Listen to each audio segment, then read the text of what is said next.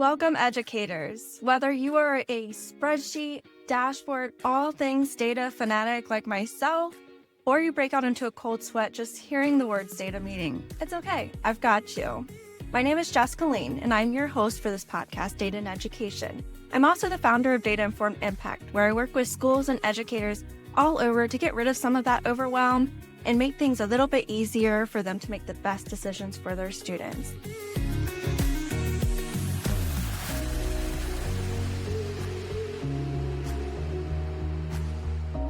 We'll be talking about all things data culture, data literacy, and data visualization. Let's get started.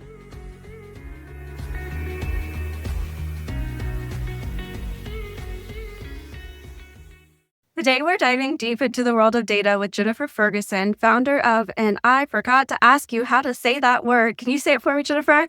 Sapience Educational Services. Sapience Educational Services and WeCollab lead. With a career spanning physics teaching to district leadership, Jennifer's passion for data was ignited by personal experience that taught her the crucial lesson of digging deeper before making judgments. She's a true advocate for building a data culture that illuminates rather than intimidates. Love that. Looking forward to this conversation so much. And so glad that I now know how to pronounce sapiens. All right, Jennifer, that was a very, very brief intro. Tell us a little bit more about your background in education. So trying to summarize 20 years in a brief period of time. So before I actually got my degree, I had an opportunity to work as an unqualified substitute in a small rural school in Alberta. And that was probably what drove me to go back and finish my degree. I always told my parents, yes, I'm leaving post-secondary, but I'll go back when I know what I want to do. And so that opportunity really reinforced how much I really loved working with kids. So after I graduated from university with my degree, I went back to that school. They hired me as their physics and math teacher for the secondary. And it was from there onward and upward. So I got an opportunity to get involved in a district-wide numeracy project, which kind of gave me a systems perspective on education and how we can incorporate standards across the division. So from there, I became a learning coach in my own school, and then in the newly reconfigured primary school that was 45 minutes away. So to go from being a high school teacher to a primary classroom, so K to 3, and working with teachers there, one of my favorite compliments I got was from a kindergarten teacher who said, "I didn't realize you taught high school. You don't talk like a typical high school teacher." That is a compliment. It absolutely was. And from there, the coach's role shifted into a coordinator role at our division level. So I spent 5 years as a coordinator with a portfolio that included literacy and numeracy, anything related to high school, and then educational technology.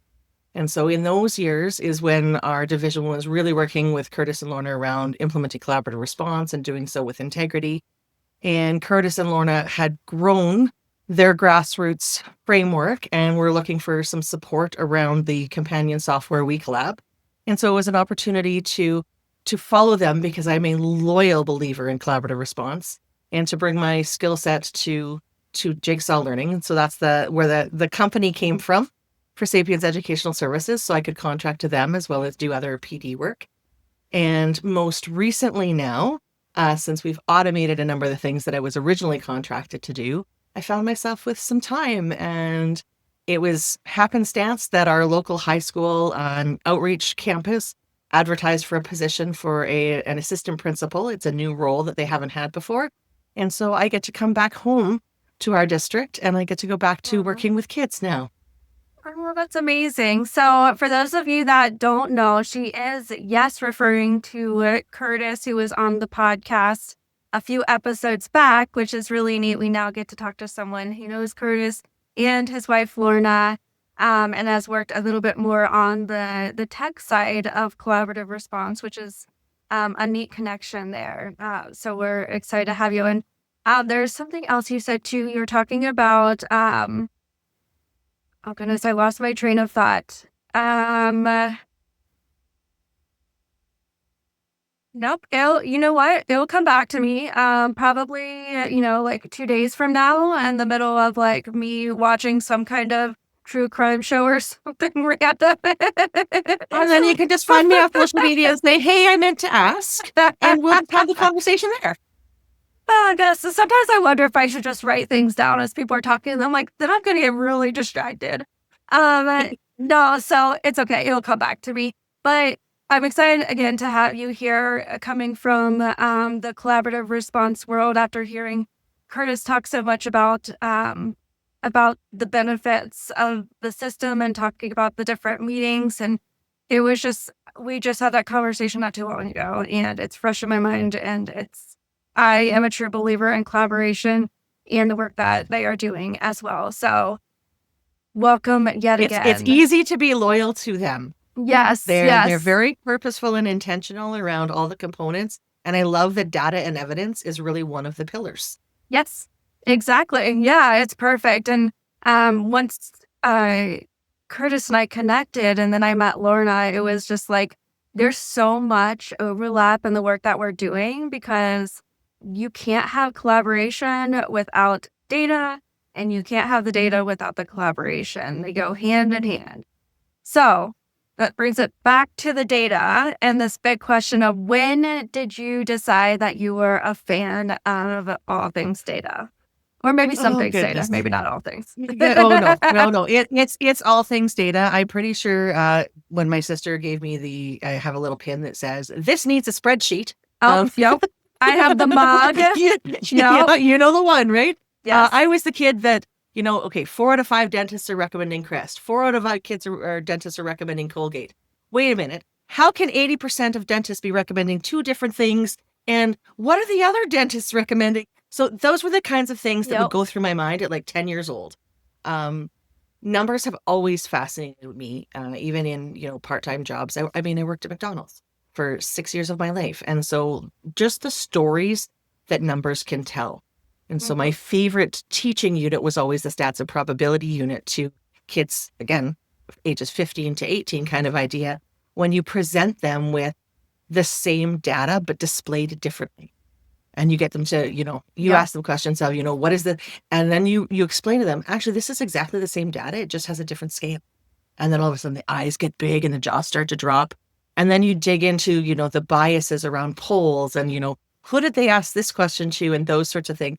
And you start to get them to see that the numbers really are just part of a story that is trying to be told. Exactly. As a classroom teacher, I love the shift in language from data-driven to data-informed. Yep. Because then it's a case of, we're moving away from the numbers are the driver and telling us what we have to do, to the numbers become this piece of information that we get to investigate. And Exactly. so it lends itself to that idea that, every child has a story. And when you start sharing information like that, I got to have cross-curricular connections with a social studies teacher, and then from a high school perspective with some of our elementary classrooms around different projects and different topics, because the concepts were connected. And then the kids got to see that the ideas weren't restricted to a single classroom, but actually there's a reason that we're learning all these things. Yeah. From that teaching perspective, I can remember being in a hot seat. I went from 1 year where 50% of my students, half my class, achieved over 80% on one of the provincial exams. The next year, 20% of my students failed. And so I can remember being in the hot seat of, okay, like what's with these numbers? What's with this data? Like, what are you doing wrong? What do we need to do for you? And it's like, okay, let's have a conversation here. 50% of my students that year, I had 4 take that class. Small rural school. So all 4 kids passed. 2 of them achieved over 80%. That next year, I had 5 students taking that class. The one young lady who unfortunately did not pass, it had to do with the fact that her dog had passed away the night before and she had a really, really bad test taking day. Right. And so it's a matter of digging into the numbers and telling the stories rather than having judgments made. And so I always go back to like 4 questions that were ground into me of when you're planning, right? What is it that we need learners to know? And I say learners because I believe that even as teachers, even as business people, I think everyone is a learner all the time. Yep. And so if I know what they need to know, how am I going to know that they know it? So that's the identifying the what data do we need to collect to inform? And then it's not just enough to have the data. Okay, now what are we doing with it? What am I going to do when they do know? And how can I extend that? And what am I going to do when they don't? And how can I build them up and scaffold things? And so I think that's true of learners at all levels. And so I really think like the data is really connected to what are we doing with it? Yes. Yes, I agree 100%. It all comes back to, it, like you said, it's telling one piece of that story, but there's additional context, with the little girl whose dog passed away. Like, you would never know that by looking at a number. It doesn't matter what number you're collecting, you're not going to know that. And it's hard not to get defensive when you're in that situation where you see those numbers and start feeling like you're not doing what you're supposed to be doing. And it puts you in, like you said, a really tough spot. And I've been there too as a teacher. And I do remember what I wasn't going to ask you. I was just going to highlight the fact that we were both high school math teachers. We're a special breed. We're a special breed. So especially as a high school math teacher, being told that you don't talk like a high school teacher is 100% a compliment. But yeah, it's hard on you as a teacher to see that, your students aren't succeeding in the way that the people want to see, Yes. And to take a step back and say, what can I learn from this? And maybe you can't, there are some situations that are beyond our control, but there's a lot within our control. So what value can we pull from this data and what can we learn from it as we then move forward? But yeah, those times were challenging. I remember those times as a classroom teacher for sure. And it's not just the district that judges you, right? You're getting Right. it from parents in the community that get that information. And so you're trying, it's how can we talk about the data in a way that lets us operate with integrity? Yes. And how do we bring people in who may not understand the information that's there? Yeah, right. Exactly. So you've talked about your journey and you've been in a lot of different roles, which is nice to hear. You have several different perspectives on how we use data in education. So can you share a little bit about how that journey from the classroom teacher to working with WeCollab to educational leader, how that's kind of shaped your views on using data to then inform the learning that your students and maybe your staff also have? So I think about this a lot, right? Because I'm a big believer in professional judgment. I believe that, teachers are the best knowers of their class in the school. I believe administration are the best knowers of their teachers in their schools. And so I'm a big believer in professional judgment. However, there are situations where, okay, what is the evidence that is backing that professional judgment? And how can we use that to illuminate patterns to identify supports that we need? And how can we focus on the stories? Because even though the data says this about a whole class, it's not one size fits all for kids. And it's not one size fits all for staffs. It's not one size fits all for schools. Exactly. And so when you look at one-on-one conversations and larger system reviews, and it becomes that case where data is a point of conversation. It's not the end point, but it's what we can explore as a conversation starter to say, okay, how can we make sure no students fall through the cracks? So that's kind of where on a big scale. Yeah, to right. quickly summarize. Well, and it's funny too, because that's a theme that I'm hearing so often as I start interviewing more and more people about their roles in their schools and the role that data's had in their educational journey. And it all comes back to it is a starting point. It is not the end of the story. You should never be ending a conversation with the data. It is always going to be your starting point. And that conversation starter, like you said, it's all about knowing how to ask the right questions. So what I often talk about, I have 3 domains that I work with: data culture, data literacy, and data visualization. And people say, what does data literacy mean in an educational context? And to me, it means 3 things. means that you know how to understand the data, you know what you're looking at, you know how to ask the right questions, and you're comfortable acting on the data. So those three things together kind of are encapsulated by what we call this data literacy. And so I could not even think about defining data literacy without talking about asking the right questions. And I mean, it bounces back to data culture as well and over to Well, data visualization. They all go hand in hand. in my head, as you're talking about the literacy part, knowing the questions to ask and knowing how to act on it, I think the culture part of that is it comes from the being vulnerable enough to address the data and being brave enough to ask the questions. And so I Yes, think I that's where love the that. culture piece connects with that. Yeah, absolutely. And being in that like trusting environment and feeling like you are capable of letting your guard down and kind of shaking off a little bit of that defensiveness and going back to like what actions you can take from that data and what value you can pull from it. Um, It's Go ahead. I was just going to say the way you're describing that, like it's that shift from the microscope perspective of data of we're going to use this to hone in on you, and rather, okay, so here's a mirror. What are you seeing in your data, and how are you reflecting on it? Yes, I love that. Love that analogy. So then as we talk about using data as more of like a tool for continuous improvement, I'd love to hear your perspective on that and what experiences you've had with them using it for that continuous improvement of schools. So Curtis and I joked one day because he shared a Mark Twain quote with me, and I'm gonna blunder it because I don't know it I exactly. know it. I know But which one. you know the Yeah. one, right? Yes. Where we can collect all the things in the world, but if we don't know why we're collecting it, it's just garbage. Yep. Data is like garbage. We can keep collecting it, but if we're not using it, something like that. Right. And so I mean, when we talk about continuous improvement, it the data that we're collecting and how we're using it has to have a why. There has to be a purpose behind it. Otherwise, it's just a document for compliance, right? We're going to assess these kids because someone told us we had to use this system. So I'm going to do that. I'm going to get my data entered, then I'm done. I'm gonna check that box.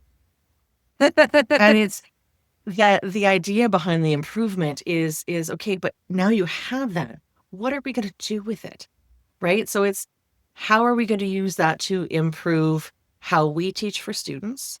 How could we leverage data to, hey, make more time for ourselves? If those kinds of questions, right? But it's not an isolation piece. Like I don't think anybody should sit in their classroom by themselves and try and analyze data on their own. And learning comes from the talking through of things. Yep. And so it's that collaborative part where we're talking about, okay, this is what I'm seeing with this group of kids, or this is what I'm seeing with this group of kids. And how do we ask those questions? Who's thriving and why? Who's not thriving and why? Who needs just a little bit more support to shift from an area of concern to being, okay, we believe they're meeting the standards now. And so using data to collaboratively empower educators, right? To build up that collective efficacy. I really think that's where the continuous improvement comes from, is giving the time and perhaps the structure, because not everybody's familiar with data analysis, and Mhm. giving them that, again, that point to start a conversation. Yeah. Yes, exactly. And I love to tell people too, especially administrators or leaders who are reaching out to me for some kind of dashboard or some kind of data system, and they're saying, okay, I want to put this all in place, but I'm not sure how to get the buy-in or how to get teachers to trust that we're doing the things that we need to be doing for our students. And I often tell them, like the change in mindset is not going to come from a change in procedure. It's going to come from discussion. You have to have those conversations. If you have a new procedure and you somehow find a way to integrate those conversations and that discussion within that procedure, then it will work. But just the change in procedure alone is not going to lead to success. You need that change in mindset. You need those discussions and those conversations. I think back to a time when I was working with a group of math teachers. We had a middle school, high school math committee, and we were struggling with a lot of super traditional ways of teaching high school math. And now we have all of this research that says there are these benefits to having the students kind of learn through collaboration and more through working things through, and not the procedural stuff, not the pure memorization. We have all of that new information. And so we wanted to be able to start bringing that into our teaching, but we knew that we couldn't just give them a checklist. We couldn't just say, oh, now it's on your evaluation. So what we ended up doing was reading the book, Mindsets. What is it? Mathematical Mindsets by Joe Bowler. Joe Bowler. Yes, I love of course. Joe Bowler stuff. She's amazing. I saw her live once at a smaller conference. So good. It was like chills. Yes. So anyway, we decided to do a book study. And there were times when we were working on more of like the procedural, but the most growth that we had was in the conversations we had during those meetings. And some of the conversations didn't feel good. And we were all butting heads. And there were times when we had to call each other out a little bit. But we had purposely and intentionally created a very safe environment for that. And through those conversations, even if at the end we still said we disagreed, as an instructional coach, I was going into the classrooms and I was seeing changes. And I was like, oh, you said that you hated that idea, but there it is. You're trying it. Yeah. And so I just go back to that every time. It's not about just giving them a new checklist or putting it on an evaluation. It's about taking the time. It does take time, taking the time to have those conversations. Absolutely.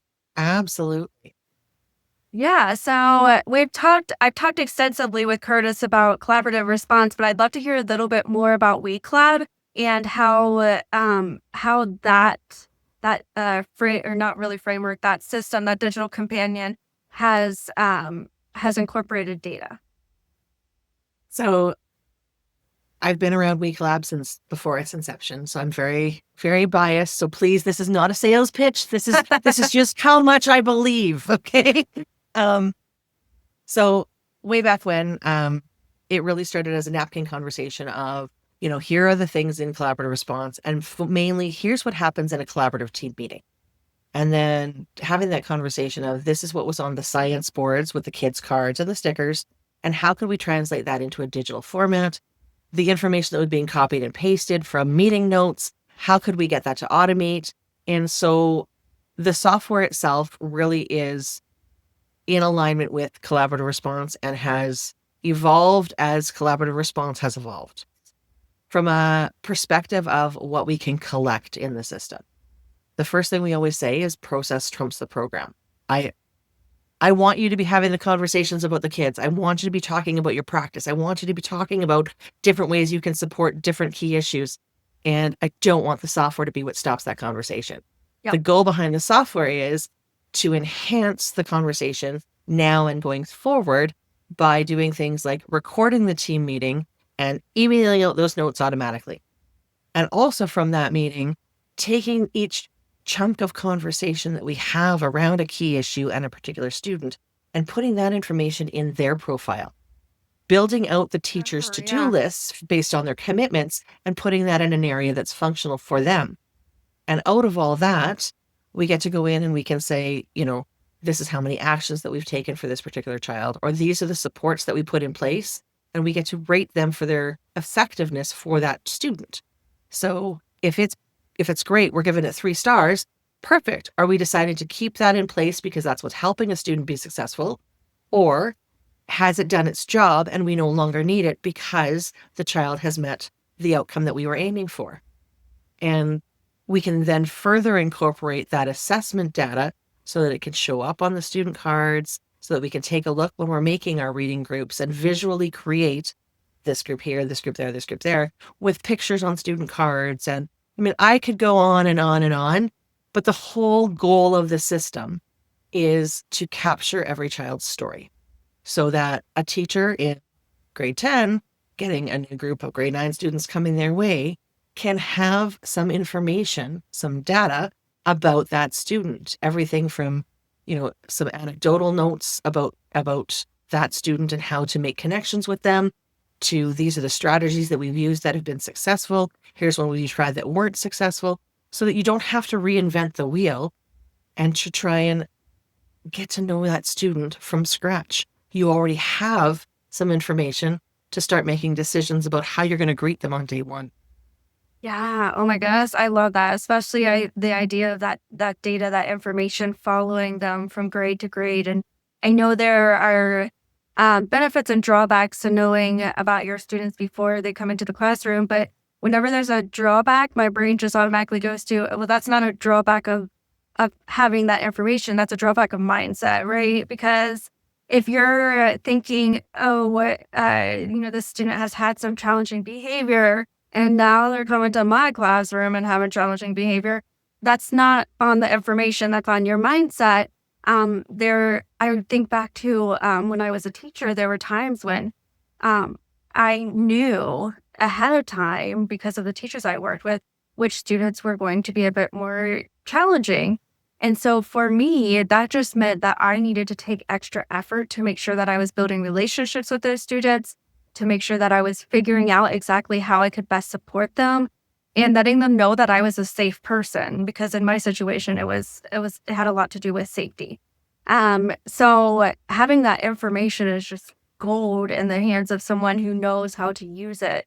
And that's awesome that you guys are able to capture that and that it, continue on with those students. I worked with a school district this year who had some great meeting note processes in place in Google.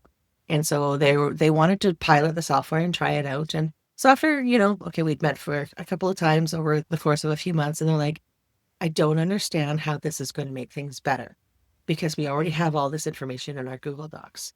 And I'm like, okay, remember back when I said we were going to put this stuff in the student profile? Let's go take a look now at what you've collected. Let me remind you of what you've put together about this child's story and how the teacher is going to. And then I pulled up my demo classroom that has, 4 or 5 or 7 years worth of data in it. And I can show them, this is everything we know about this particular demo child in my work environment there. And they're like, oh, now I get it.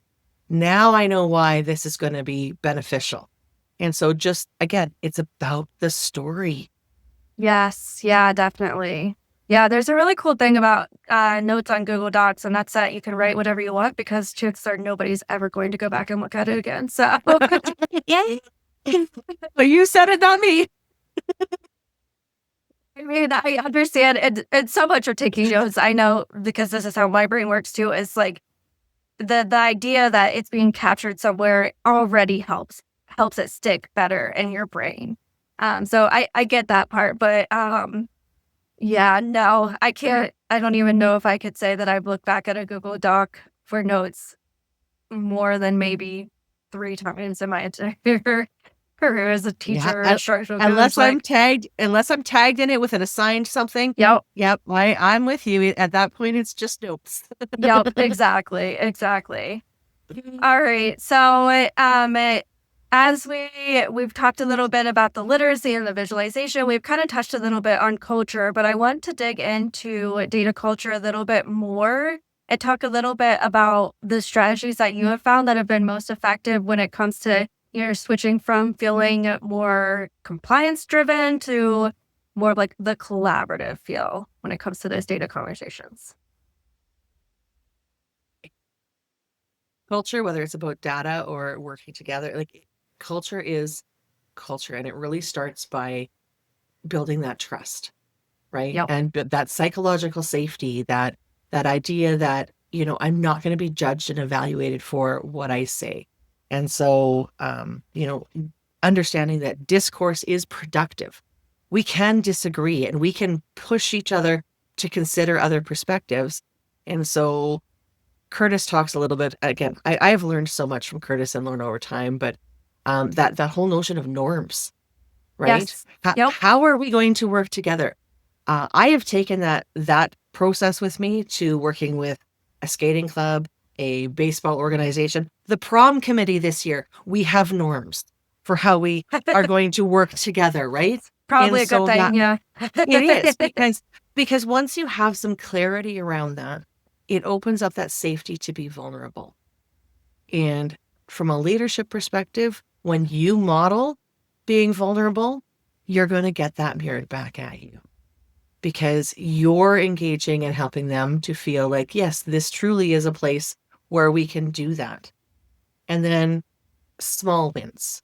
So little tiny things. It doesn't have to be a big 20% jump in.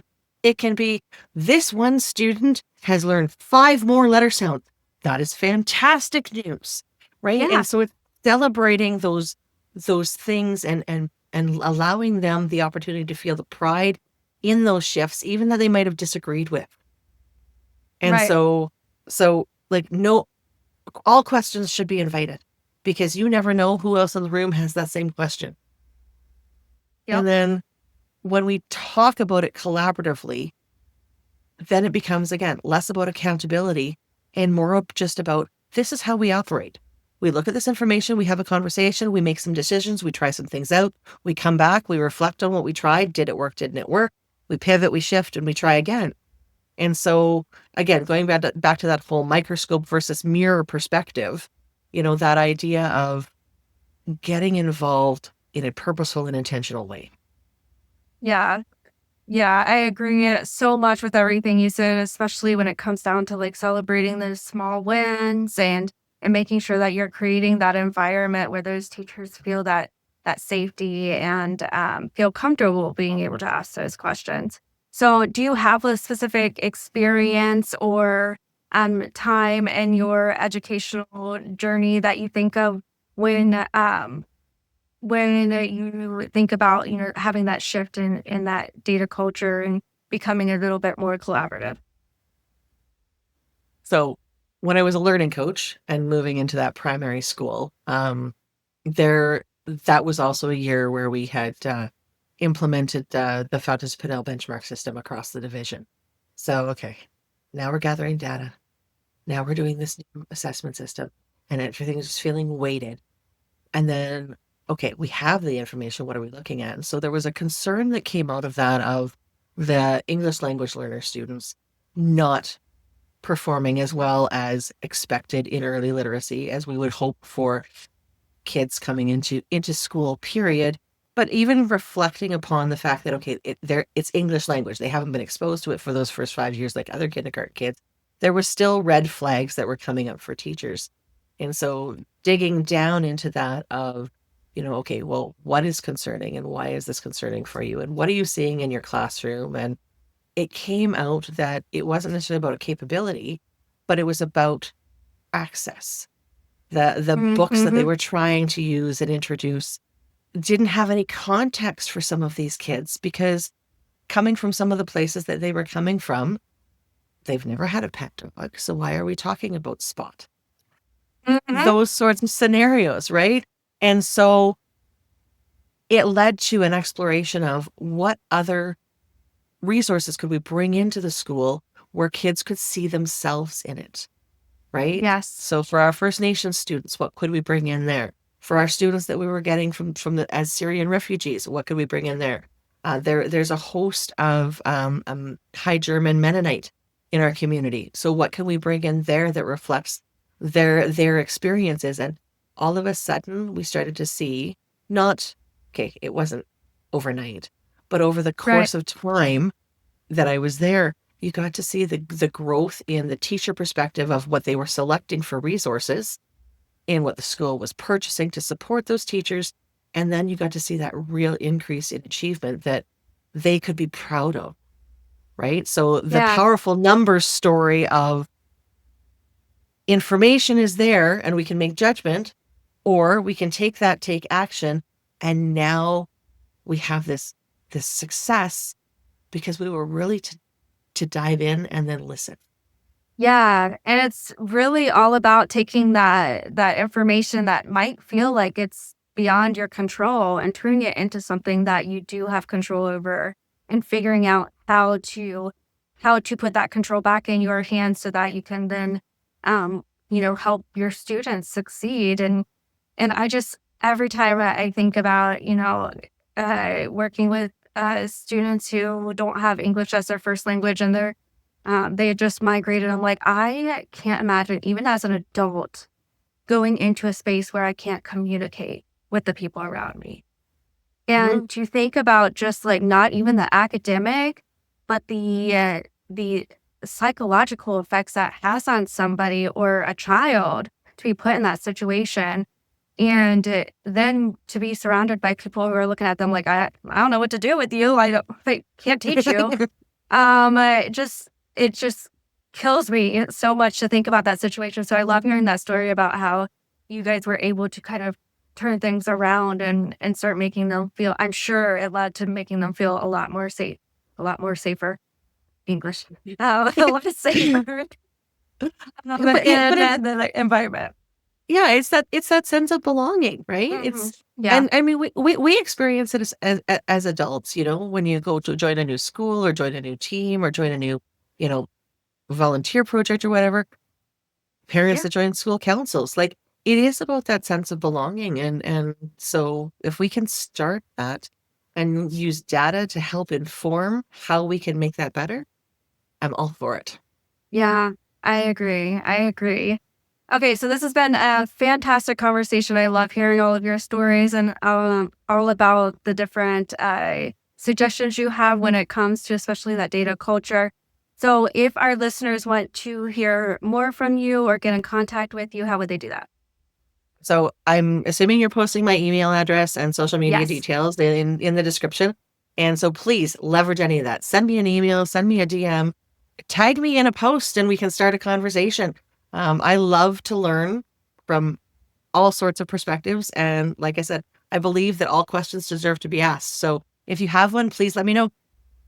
Yes, awesome. Well, thank you so much, Jennifer, for joining me today. And I'm so excited to be able to share your stories with my listeners.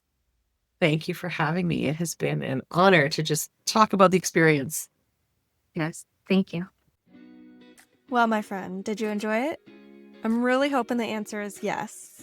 And like every other podcast out there, I'm going to ask you for some big favors. Can you please make sure that you're subscribed? You don't want to miss the next episode, I promise. And then if you could leave a review, that'd be awesome too. If you're on YouTube, by the way, there's this great thing that you can do where you just like go to the box underneath the video and type in your thoughts, ideas, wishes, hopes, dreams, and hit comment. And it shows up under the video. It is public, just a warning. But I'd really love for you to do that. Share with me. What did you think about the episode?